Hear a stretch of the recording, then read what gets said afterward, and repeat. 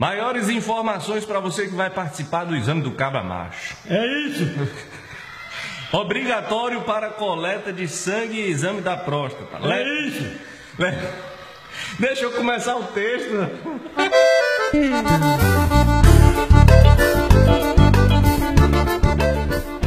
Levar documento de identidade, não é isso? É isso.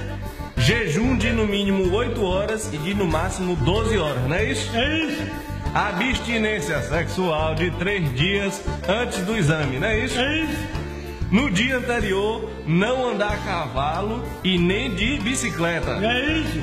Lembre-se, homens apenas acima de 50 anos de idade, não é isso? É isso. 18 de junho à noite, palestra de conscientização, não é isso? É isso.